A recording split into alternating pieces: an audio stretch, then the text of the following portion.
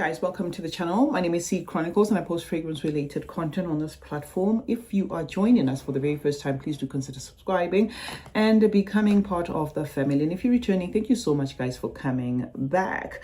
Also remember to hit the like and share button, as those are very helpful in ensuring that our videos get to a wider audience. This is going to be part 2 of a video I did, I think about a month ago, maybe 5 or 6 weeks ago, where I featured original fragrances that seemed to borrow or take inspirations from already existing fragrances. And I had actually forgotten that I promised to do this a continuation of that particular video until I watched a reel that Kiki posted on Instagram, and it got a lot of people talking. On Instagram, Kiki posted a reel entitled "Originals Can Be Dupes Too." Okay, and I would say it's credit to Kiki that I bought Impadia by BDK, because she compared it to Lattafa's Noble Blush, okay, of their Betty L. Oud line. And I remember from the lineup that she had, most of the comments were not really agreeing with this one. So I bought it. I bought this. I already had this. And I'm here to tell you guys my thoughts on the BDK Impadia. What I can say offset is I do like this fragrance. And another thing I'll say is it does not feel like DNA I've never experienced before. So yes, this indeed feels like a fragrance cut from a DNA that we've already been given on the market, but I'm gonna say, to my nose, I do not get, guys, a Noble Blush. Maybe the likeness is in just the creaminess, and that's where it ends, and perhaps in how this one has rose and this one has rose. However, it's not going to save it, you know, from this list, in the sense that I do get a semblance of guidance in this original guidance, and something that I get in 46. So this to me does feel like it's cut from that cloth where, let's say you're cooking something, you have a recipe, okay, that you have, and you put, let's say, garlic and then black pepper, you put some cinnamon, I don't know, cloves or whatever it is to make it spicy, and it's sort of like identical to some spicy Indian dish that you have bought at a certain restaurant, but you tweak it maybe by adding a touch of star anise, okay? Because why I said star anise is because star anise will stand out. You know, it doesn't matter what spices you put in your food, star anise has got this tendency of it bullying everything else. So it does feel like that was the template behind Impadia. I am happy because I like it. I actually bought a 50 ml, something that I regret now. I wish I had bought it in a bigger size, because it is indeed enjoyable. But would I say you need this one if you already have 46? Maybe not. I can perceive the differences, right? I can, but there is that guidance thingy, the pear, the way it's done in guidance, the rose, the way it's done in guidance, you're gonna get it in this, and ultimately it dries down to something very, very similar to guidance. Not so much the original, but the 46. Okay, so Impadia, guys, proves that even some of these houses draw inspiration off of each other. Before I pack it up, I haven't checked the perfumer. Let me just check the perfumer for you quickly. Okay, so Impadia, the nose behind it is Jody Fernandez. Guidance, I think, is a Quentin Bish. Okay, it's a Quentin Bish creation. I'm just gonna check it again just to make sure I'm 100% sure. You know, with age, sometimes you mix things up. So the original guidance, that is Quentin Bish, and the 46 is Quentin Bish. So this is somewhat inspired by guidance, okay, or the 46. The 46 most especially. The next one I want to show you is from the House of BB, right? The House of BB has simplistic bottles, but that does not mean that they are on the cheap side. I think the full bottle for the House of BB retails at about 200 and something, upwards of 200 and something, even closing on $300. And they have this fragrance called Santal Beauty. I checked Santal 33 because I do have Santal 33 in my collection, trying to see what year it was created. And if I'm not mistaken, I think it's 2017. Santal 33. Okay, no, it's 2011. 2011 is when we got Santal 33. Now, when do we get BB? Because if I'm not mistaken, BB is a fairly new house. This is 2011. BB, which is this one, that is the full bottle of it. I just have but a travel size, is 2023.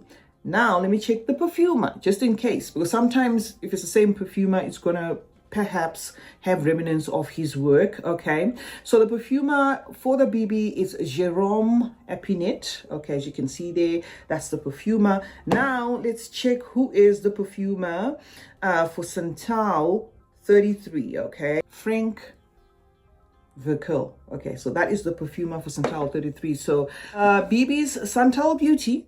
Okay, this one does feel a lot like it was inspired by Santal 33. And then there's a new discovery. I'm still experiencing the fragrance. It was actually in my Skins Cosmetics box, right? I have since bought one full bottle of Chris Collins because I like his fragrances. The miniatures that I've had here and there have been impressive. Now, in the Skins Experience box, they threw in this 10 ml, which is from Chris Collins, and it is called Manhattan Cherry. Chris Collins miniatures are decent enough for you to actually have a thorough experience before you decide whether you want to buy it in full size. Guys, this particular Manhattan Cherry on my nose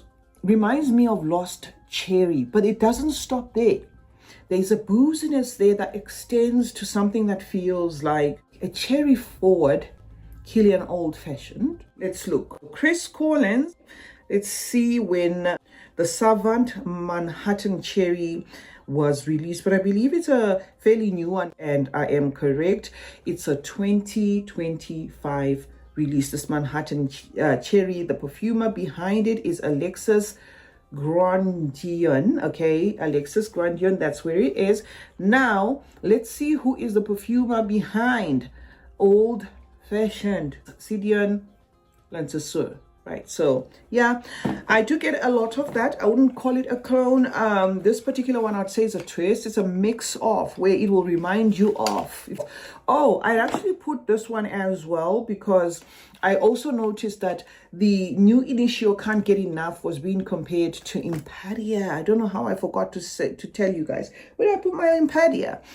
Okay, here's my Imperia. So I did see on another fragrance platform where Can't Get Enough by Initio was being compared to Imperia, and I thought, okay, I can say, guys, not really, to me, not really. This Initio Can't Get Enough, I'm not really getting that for now, okay? The next one is this one. I'm not sure if I told you this before. If I didn't, then I'm going to have to say it again.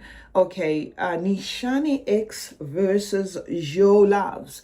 Now, you know what? When I got this in John Lewis, when I got this and sprayed it, I fell in love with it. But it dries down to something very similar to Nishani's Ani X. Now, Nishani Ani X, I have in a miniature because it's too much. When I'm finished with this, I don't think I'm going to buy a full bottle. From the Nishanis, I will, I had so many high expectations for men. Is it Meant to Be Seen? I think I have it. I'm going to actually review for you some of the new releases, and we can just chit chat there to see what's doing what. The Meant to Be Seen is not really cutting it for me. Let me just make sure I'm right. I'm talking about the right one. Okay, yeah, it is Meant to Be Seen. I was trying to make sure that I don't talk about the wrong one. So I thought that was going to be one of the first Nishanis that I buy in full size, but I think I'm going to still stick to Nanche because I think I like Nanche that much. The other one I thought I was going to buy in full size was 100 Silent Ways, but there's something in 100 Silent Ways that starts to smell like black opium, and I'm so over black opium. And then I thought, okay, I'm going to add Hashivat till I got another Hashivat in the Harrods box. Okay, so anyway, back to the Jo Malone. Sprayed this, wore it, was very happy with it. It's called Ember, Lime, and Bergamot, right? By Jo Loves, which is Jo Malone. So when I sprayed this, I was like, I like this. It's fruity. It's a little bit zesty.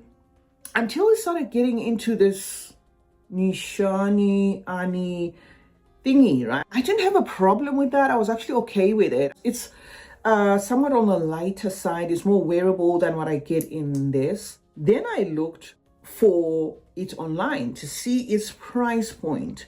No, Jo Loves is not on the cheap side. So yes, to me, if you ask me, this smells a lot like Nishani Ani X, and it's because it's a 2023 composition versus Ani, which has been around the block for a while, if I'm not mistaken. I'm just going to check Ani 2019. Okay, 2019, that's when we got Nishani Ani. So Jo Loves is 2023.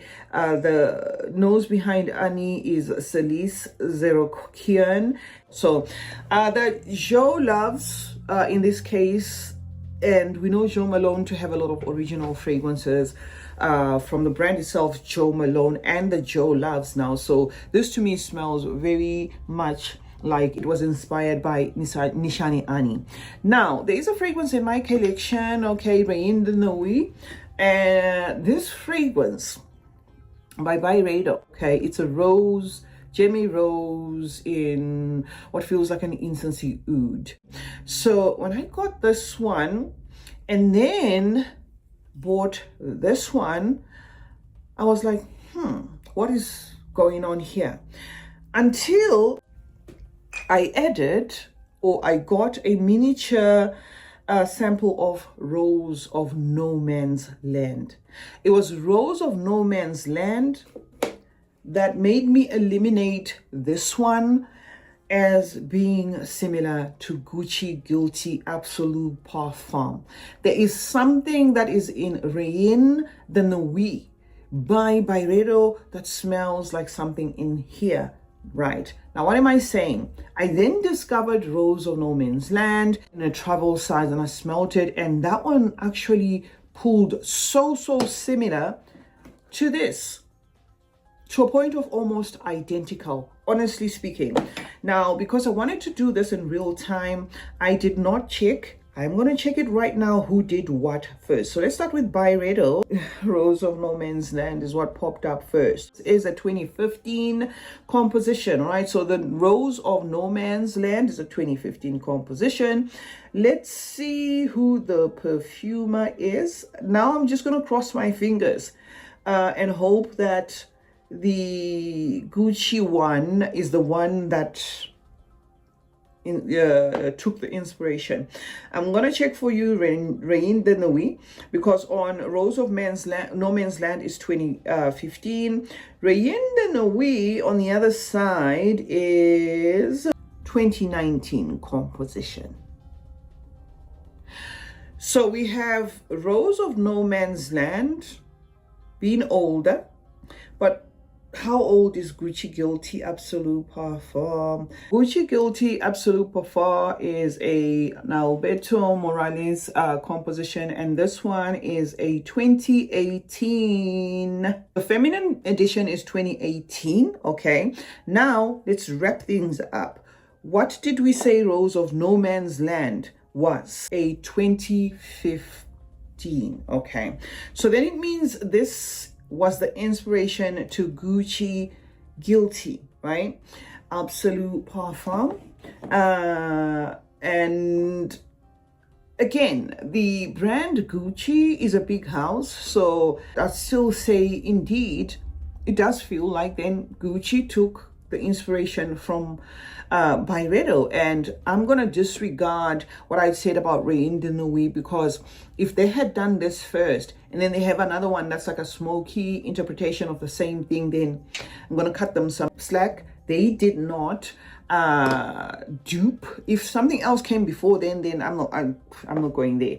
But the Gucci one, the Absolute Parfum, seems to be the one that is drawing inspiration off of one of those. Okay, now the last, guys, is going to be Hashivat. I've said it numerous times, guys, that Hashivat, to my nose, just feels like another Aventus, extension. So this one, Nishani probably just perhaps wanted to put their hands on the Creed Aventus DNA, but I prefer this one as compared to the Aventus because this one is more long lasting. It is a commitment. So you will feel the room, with that scent. Compared the two, this one does have a stretching, lasting power. And that's it, guys, for part 2 of some of the findings from my personal collection of fragrances that feel like they are a continuation to some of the DNAs that we've already been given on the market. It is entirely up to you, the purchaser, whether you want to class them as inspirations, clones, or dupes, because when it comes to this subject is very touchy-feely. There are some people that will swear by some brands and say those brands do only originals, but when it comes to scents, sometimes you will find that there is an encroachment there, because sometimes scents will have something that will remind you of something that you have already smelled before, more so that there's a lot of fragrances on the market. CeeChronicles is my name. Thank you so much for joining me today. Drop in the comment section some of the originals that you feel are inspirations in disguise, and we can discuss further. Remember to turn on post notifications, that way you get to be notified anytime I upload a video. Like and share this one, guys, and remember that smelling good is a form of good manners. Cheers.